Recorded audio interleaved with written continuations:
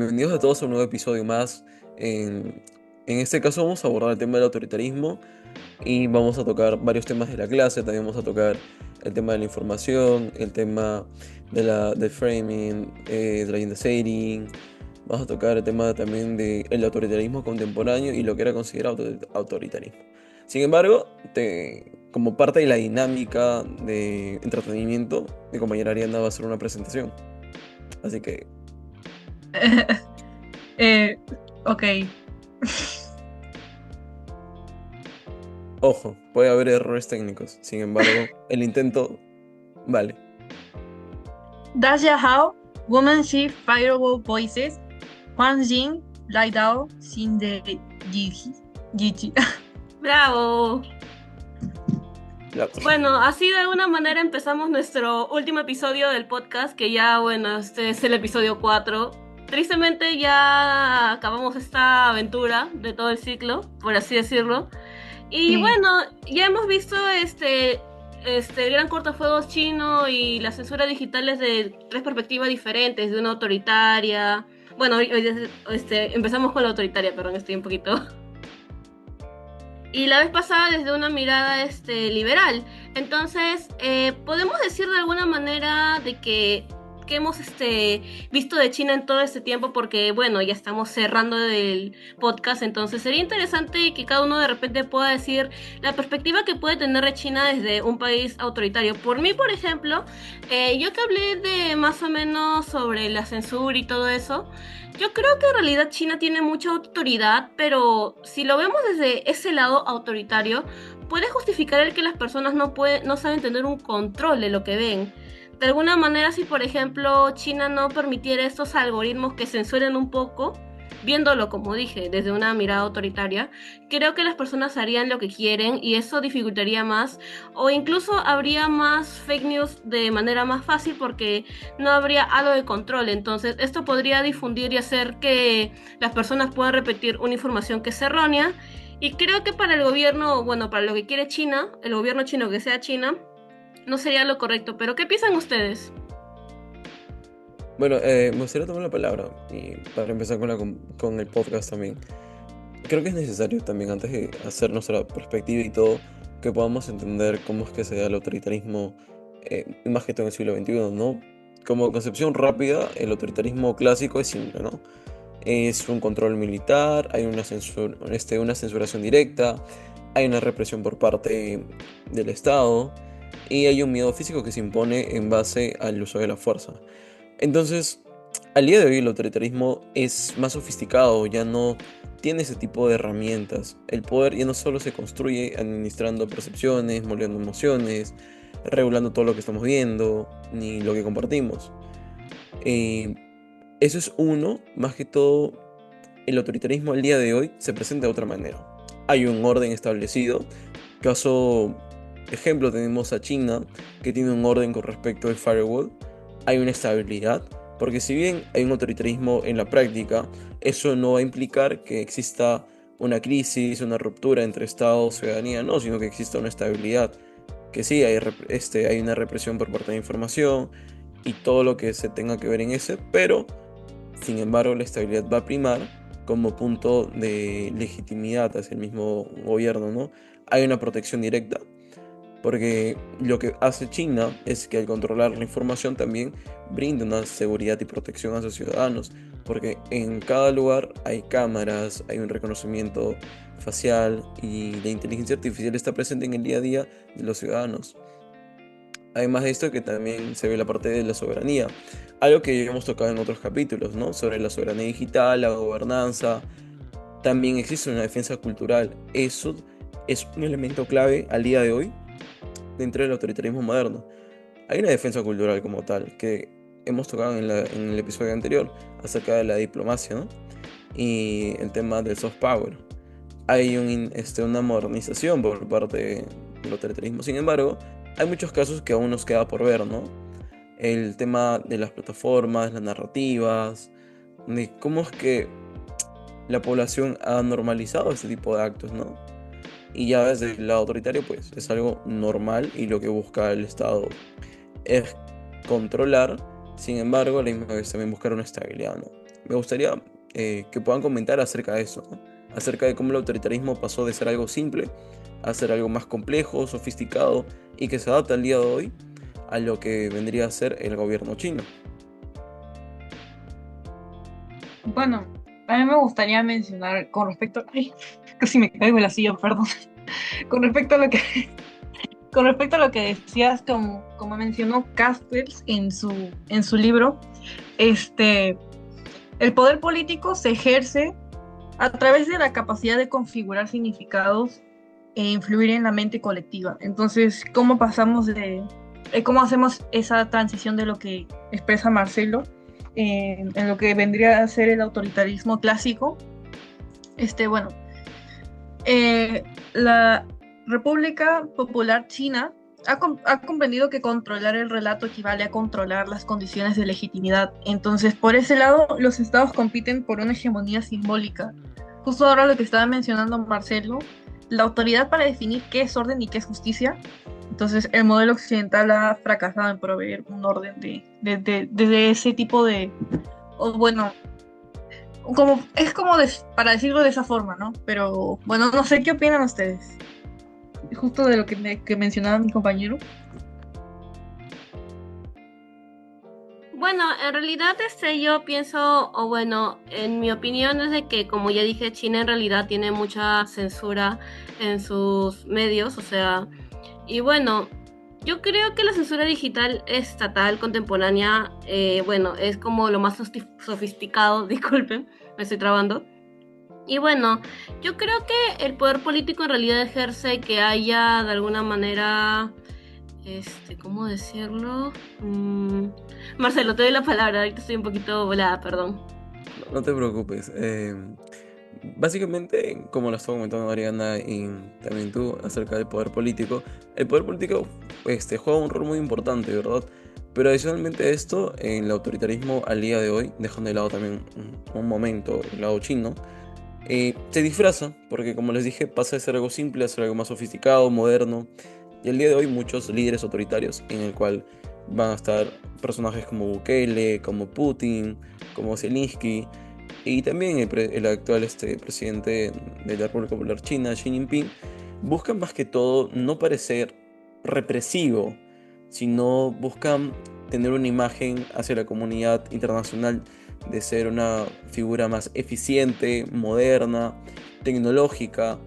Y por dar ese contraste tenemos que al día de hoy Bukele usa básicamente una estética basada en lo que comunica a través de su imagen, a través del poder, a través del orden y a través de esa figura relajada, pero hay más veces que está trabajando, ¿no? Putin usa más una imagen imperial, una imagen de poder directo. Y Xi Jinping, creo que en casi las entrevistas que podamos ver a Xi Jinping o en los lugares en los que va, siempre hay una ritualidad confuciana, ¿no? Y adicionalmente a esto hay una representación muy cultural.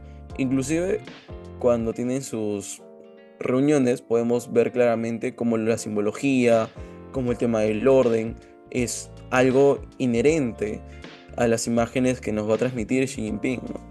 Además de esto, el control autoritario funciona en estos lugares por varias razones. Una de las razones, como bien sabemos, es que tanto para Occidente como para el lado del caso chino, el tema de democracia ha sido interiorizado de distinta manera. En el caso occidental hemos interiorizado la democracia como libertad, como el uso de nuestra palabra, el poder pelear, el no ser reprimidos y tener la libertad de hacer algo que nos parezca y poder también luchar y pelear por nuestras convicciones, mientras que en el caso chino es diferente. Eso no existe. Ellos estuvieron durante mucho tiempo, en sus más de 4000 años de historia, en constante conflicto, no había una seguridad como tal, y poniendo de contraste tenemos que en el estado de naturaleza solamente sobrevive el más fuerte. Tengan esta premisa como concepción y imagínense casi 3000 años y un poco más, donde China vivió un estado de naturaleza, donde el más fuerte sobrevivía, donde era una época de caos, donde no existía una protección directa. Entonces, toda la población china y los que los antecedieron van a entender la democracia como un orden, como seguridad. ¿Y quién provee al día de hoy eso? El gobierno chino, el Yo Partido creo, Comunista. Marcelo, ahorita que estás mencionando todo eso, yo creo que China se ha dado cuenta que quien controla en realidad el relato, quien controla la información de alguna manera, hace, pone en pie lo que son las condiciones de legitimidad. Entonces, yo creo que Sí, los estados en general compiten por la hegemonía simbólica, o sea, cómo representan más a un país o cómo los ciudadanos se pueden sentir más representados. Entonces, yo creo que es algo muy interesante porque si en sí China es un país que tiene como que un gobierno muy recto y de alguna manera creo que uno sabe que ahí romper una ley no es algo como que así ha tomado a la broma, como creo que en otros países sí, pero algo que sí es muy interesante es como si uno puede controlar la información que le llega a las personas o uno puede manejar esto, de alguna manera tienen control también la legitimidad que produce. Entonces es muy interesante ahorita que lo mencionas porque en sí estás mencionando pues previamente lo que había pasado con China. Entonces, no sé qué opinan Ariana, Nicole, Marcelo, cualquiera. bueno, Sí, sí, bueno, no, ya, ay, Tú dime, perdón. Ariana. China, sí. Yo creo que China, lo más importante es que China entiende que algo que Occidente, ¿no? Que en Occidente hemos olvidado, es que la mente del pueblo es un recurso estratégico. Si la dejamos abierta a cualquier influencia externa, dejamos la soberanía en manos de quien gane la batalla informativa. Entonces, la censura por ese lado no es una represión, sino es como una defensa nacional que quiero usar esto como argumento central autoritario desde esta mirada. Y bueno, de todo lo que hemos conversado hace un momento, lo que ya hemos visto en el curso y lo que ya sabemos es por ejemplo, la agenda SERI, que lo vimos juntos también, que es que China decide qué se habla, cuándo se habla y cómo se habla, ¿no? Entonces, si el Estado no define la agenda, alguien más lo hará, y no necesariamente alguien con intereses alineados a la nación. Claro, Este, justamente hemos mencionado un tema que menciona mucho el profesor, que es la legitimidad. Y bueno, yo creo que en Ujú. realidad esto depende de más que de orden, yo creo que debería ser con una coherencia narrativa. O sea, no puedes tener un control si a la hora de comunicarte no envías un mensaje y no eres escuchado, porque si bien muchas veces tratamos de repente de comunicar, de hablar lo que sentimos, yo creo que si no sabemos hacerlo y no llegamos a la emoción de las personas, porque bien sabemos que usualmente las personas nos dejamos llevar más por lo que nos produce una noticia que por lo que realmente puede pasar. Entonces yo creo que pues de esta manera el Estado si garantiza una estabilidad al país y bueno, una estabilidad y hace que las personas, sus ciudadanos se sientan seguros, yo creo que si lo vemos desde una mirada autoritaria es una manera de tener un control por el orden, o sea, porque China pueda crecer más y China pueda convertirse en potencia. Entonces, no sé, ¿qué opinan ustedes? sí, de hecho, Sí, no, no, continúa, continúa. bueno, tomando la idea de Alfonsín y también de ti, Ariana, eh, es lo que básicamente China busca, ¿no? Tenemos el caso directo de nuestro país con el puerto de Chancay. Lo que China básicamente también está buscando es meter activos directos de tecnología, inversión extranjera. Tanto así que nosotros sabemos que al día de hoy nuestro país no cuenta con herramientas, con un sistema o con un marco legal que nos ayude a poder contener la nueva tecnología que llega, la inteligencia artificial y todo lo demás. Por lo mismo, porque esta tecnología no se produce aquí. Y si China lo vemos desde algo más directo, sabemos que ellos básicamente su control estatal y directo se da porque ellos consideran que la libertad es caos y que el control es estabilidad.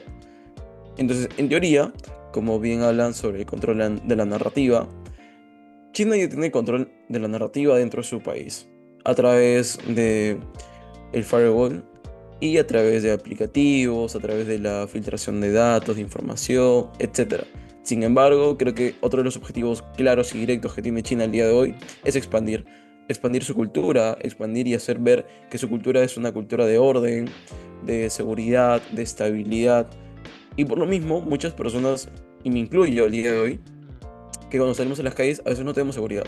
Entonces viene China esta, con esta noción de que si tú le vas a dar tu libertad, ellos te van a dar estabilidad y seguridad. Entonces, si yo me siento en una falta de seguridad por parte de mi gobierno en democracia, pues o se me va a hacer muy atractivo pasar a un gobierno o un régimen autoritario que sea controlado, para que me brinde seguridad, ¿no? Porque al fin y al cabo es eso, nosotros firmamos un contrato social para que el Estado sea el que nos proteja, pero si no nos protege, ¿cómo sea eso? No hay. Entonces, el autoritarismo de alguna otra manera rescata esas ideas, ¿no?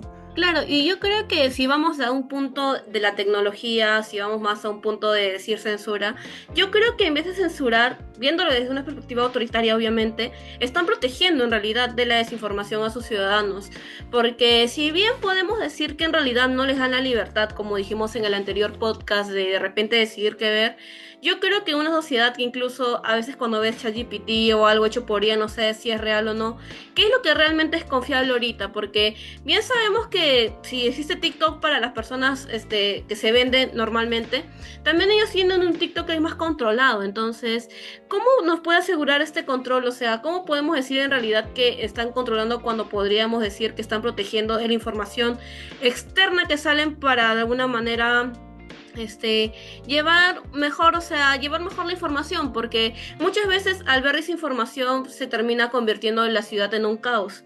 Porque si ya llevamos lo tecnológico a lo que vivimos a día, por ejemplo, cuando hay desinformación pueden ocurrir incluso hasta funas a las personas, y creo que eso puede incluso terminar hiriendo a alguien. O sea, creo que esto puede terminar de una manera en que una persona, por ejemplo, si se crean rumores falsos, si se publica de manera así, puede afectar a su imagen y puede hacer que de alguna manera eso termine mal. Sin embargo, si aplicamos lo de China a tener un control de lo que de repente ve el consumidor, podemos decir que está protegiendo, o sea, que en realidad evita que estas cosas puedan pasar, porque no tenemos como que, no puedo criticarte a ti públicamente sin tener pruebas o sin tener un motivo, porque China me estaría censurando. De repente dirían que no es un contenido apto para que vean los ciudadanos y dirían, ¿sabes qué? Esto no es educativo, no sirve de nada y más bien estás difamando a otra persona, y lo cierran. Entonces, podemos decir que esto, desde un punto autoritario, en realidad es una protección más que una censura, para que el Estado en sí pueda mejorar y China pueda seguir creciendo y tener información, pues, que sea útil. O bueno, ya para cerrar, porque nos queda poco tiempo, ¿qué opinan ustedes ya para ir cerrando el capítulo? Bueno, yo justo lo que decías, quiero que también recordemos un poco sobre nuestro capítulo 2, que era sobre la mirada conservadora. Nosotros previamente habíamos mencionado de que lo que era China, lo que China hacía con respecto al Gran Cortafuegos era una forma de ser un guardián para su población. Justo como decía Alfonsina, desde una mirada más autoritaria, ellos tal vez estén protegiendo a su población, no que le estén censurando o que estén usando su poder para desinformar a la gente o para informar a su forma. ¿No? China quiere que el país se vea culturalmente atractivo de una forma controlada, estratégica y cuidadosamente dirigida por el Estado. Justamente lo que mencionaba Marcelo, es que desde una mirada autoritaria, como China quiere que su país se vea atractivo culturalmente, y creo que es bastante importante, justo con lo que mencionaba Alfonsina, porque ¿cómo se podría explicar? Bueno, China entiende la cultura como una herramienta de cohesión y poder. La cultura no es espontánea ni desequilibrada, sino es dirigida, desregulada, no es desregulada, por así decirlo de una forma, sino que esta tiene su propia flecha. Se promueve aquello que unifica la imagen de China. Y también se descarta lo que pueda generar división interna o mala interpretación externa, no mala interpretación por los países externos y que no son ajenos a China. Que bueno, entonces la cultura debe ser coherente con el proyecto nacional. Como para cerrar de esta manera, creo que es bastante interesante cómo hemos visto que el cortafuegos no es una barrera represiva, sino que es la infraestructura digital que permite que una nación pueda funcionar como un organismo único. Entonces Sí. China creo que tiene claro que el poder no está en millones de voces discordantes, sino en una sola voz compartida y potente. Claro, más que nada, o sea, creo que más que nada China está prefiriendo proteger a sus ciudadanos. Y bueno, Marcelo, ya para cerrar en el minuto que nos queda, ¿algo que más quieras que agregar para ya cerrar el Bueno, capítulo? algo breve es que, bueno, sería una pregunta, ¿no? ¿Por qué el autoritarismo sigue vigente al día de hoy para completar con este capítulo? Y es porque el autoritarismo, a diferencia de las democracias, han entendido que el poder en el siglo XXI no es físico, es perceptual, también a quien no domina quien impone, sino quien narra. Y de eso se trata. Se trata de quien narra, quien se queda con la última narrativa. No gobierna que tenemos fuerza, sino quien controla esa emoción que le hemos visto a lo largo del curso y también a lo largo de los episodios. Entonces, en general, como mencionó mi compañera Ariana, el firewall es importante y más aún en una sociedad como la sociedad china, ¿no? Es importante para que exista ese control, ese orden y esa estabilidad y para que se puedan cumplir los objetivos que tienen. Sí, bueno, Entonces, chicos, ya concluimos el episodio. Y bueno, para ver si el último episodio, agradezco mucho la opinión de cada uno. Creo que de este podcast en realidad se Marcela y su bandera. No, Bueno, creo que hemos ya. sacado algo útil de estos episodios. Y bueno, espero que a todas las personas que hayan visto el podcast se sientan que hayan tenido una buena información. Esto hasta la próxima vez. Gracias. Gracias. Gracias, muchas gracias por ver. Espero que les haya gustado. lo di todo.